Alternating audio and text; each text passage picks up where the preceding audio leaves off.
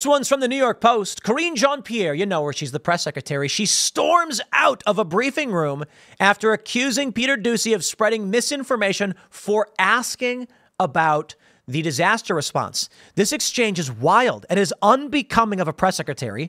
The way she treats Peter Doocy, and he's like one of the only guys asking real questions, is unacceptable. Take a look at this, and then she rage quits. President Biden is fond of saying, show me your budget and I will tell you what you value. If he's got money for people in Lebanon right now, without Congress having to come back, what does it say about his values? There's not enough money right now for people in North Carolina who need it. That's not misinformation. Wait, no, that is your whole. What does it say about his values? There's not enough money right now for people in North Carolina who need it.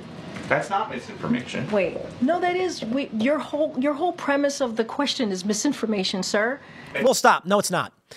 Joe Biden and Kamala Harris were able to give this money to Lebanon without Congress returning. He is saying, what does it reflect in the values of the administration that right now FEMA has announced they will not have money for another storm? That's all 100% factually true, and he's asking what it means of Biden and what they're preparing for. She's calling it misinformation.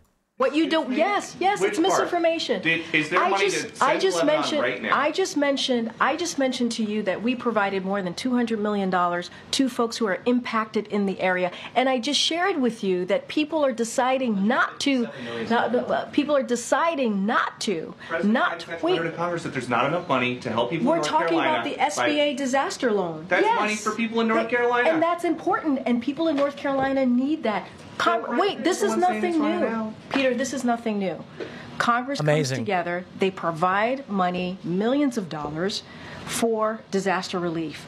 We're asking them to do the job that they have been doing for some time. From a letter that President Biden sent to Johnson, McConnell, Schumer, and Jeffries. The president's letter is not misinformation. Would you agree?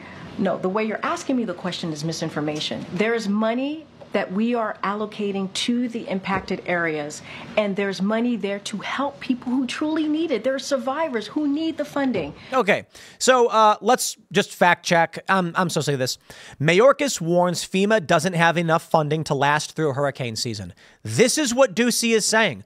Karine Jean-Pierre is miserable at her job, and she is lying, but wait for the rage quit. Who need the funding, and it's there. That you don't like misinformation. I said that. I actually said we have the money available to help survivors of Hurricane Helene and also Hurricane Milton. Now, there's going to be a shortfall, right? Because we don't know how bad Hurricane Milton is going to be, and so we're going to need additional funding. We're going to need additional funding. That's exactly what I just asked about. No. What you're asking me is why Congress needs to come back and do their job. That's what you're asking. No, he didn't. Congress needs to come back and do their job and provide extra assistance, extra funding to disaster relief fund. That's what Congress needs to do, and we're going to continue to urge that. You may not want that, but that's okay. That's what this president wants, and that's what the vice president wants. Thanks, everybody. And then she storms out. No follow-up. And it was despicable when she said, maybe that's what you want. Can we just, wow. I mean, she is miserable here. Doocy asked, the president says that the budget shows your values.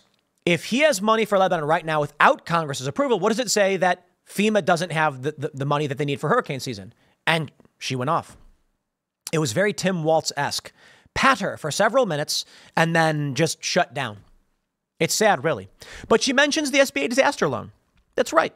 The SBA disaster loan from USA.gov. If your business or home suffered damage and is in a presidentially declared disaster area, you may qualify for financial help. Find out how to apply for a small business disaster loan. It can pay for repair or replacement of physical damage, expenses that your business or homeowner insurance policies don't cover, and personal expenses. And there's many different kinds of loans that you have to pay back. Meanwhile, the money we sent to Lebanon, you'd think those people are paying it back? Maybe the government might. But we're going to give hundreds of millions of dollars and billions in foreign aid to all the countries all around the world, and we got loans for you.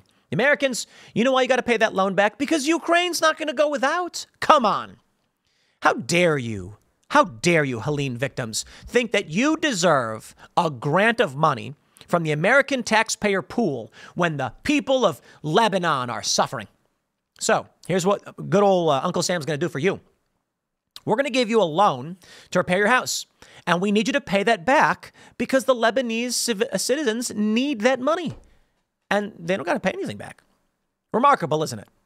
I don't accept this. If the anger is there over the fact that we're not giving enough money to the victims, fine. But to make the argument that loans are the money they need when you're giving money away to foreign countries, absolutely despicable. Now, I do want to talk a little bit about, in this segment, the hurricane that is coming. Tampa mayor issues dire warning before Hurricane Milton. If you choose to stay, you are going to die. The reason why this is important is Mayorkas is telling us they don't have funding for all of a hurricane season. And this is, take a look at this. Milton reaching max limits leads to calls for a new Category 6 designation for hurricanes. I mean, I'm looking at these meteorologists on X, and they're like, this is the mathematical limit. The hurricane's eye is 3.8 miles across with gusts of over 200 miles an hour. Like, it couldn't get crazier. This is the max hurricane. And FEMA is not prepared for this. This is what Ducey is asking about. And she says, we have money for Milton. You have money for this storm? What comes next? Why haven't we as a country properly allocated? You want to come at me and say, well, Republicans this and Republicans that. Fine. I don't care. I don't care if it's Republicans or Democrats. Why haven't we properly allocated funds? But Lebanon, Ukraine, they're getting all of this money. Tell me this. Right. It shows the values of a nation. They don't care about their own people.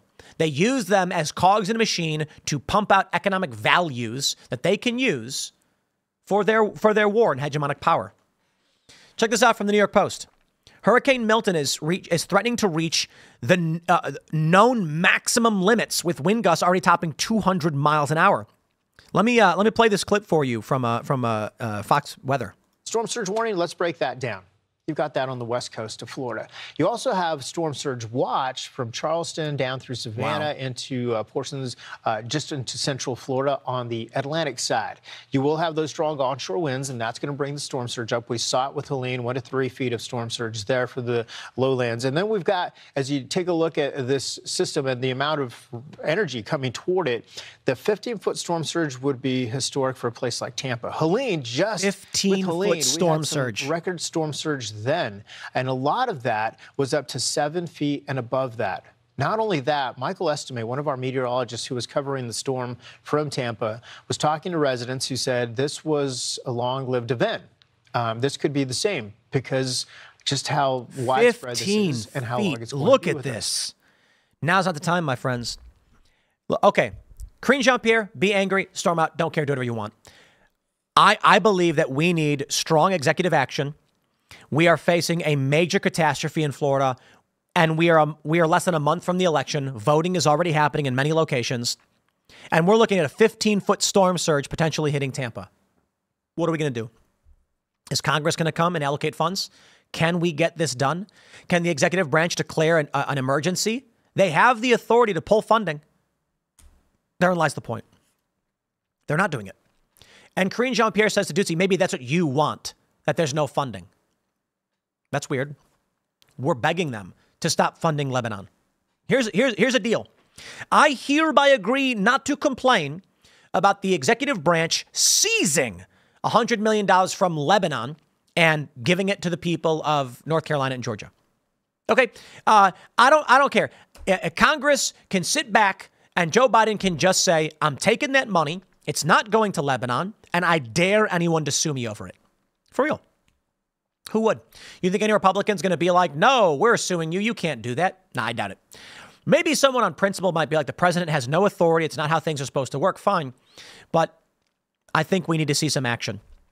15-foot storm surge. My friends, storm surge, that is the apocalypse. I mean, this is going to cause massive damage to Tampa. It's unprecedented. Quote, I'm at a loss for words to meteorologically describe to you the storm's small I intensity, said Noah Berggren.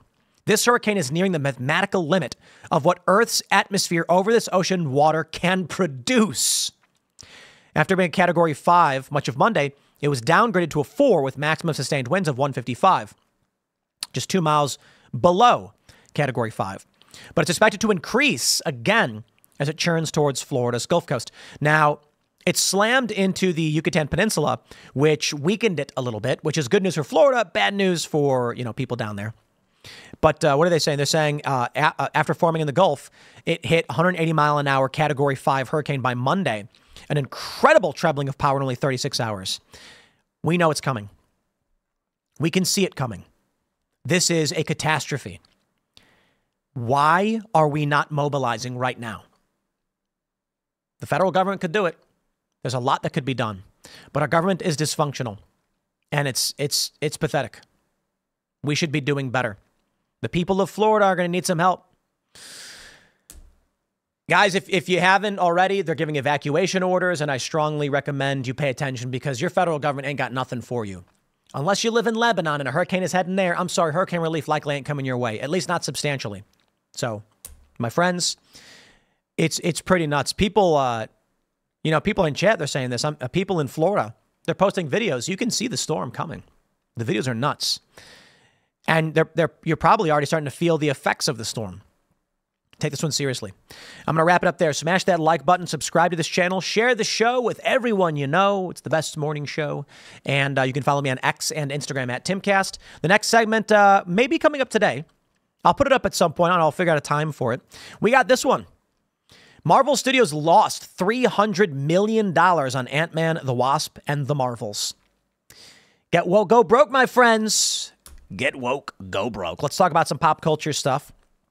That'll be coming up. I don't know. I could put it up on Friday, I suppose, for the people who are watching live. And if you're not, you'll see it on Friday. But for now, let's read your super chats.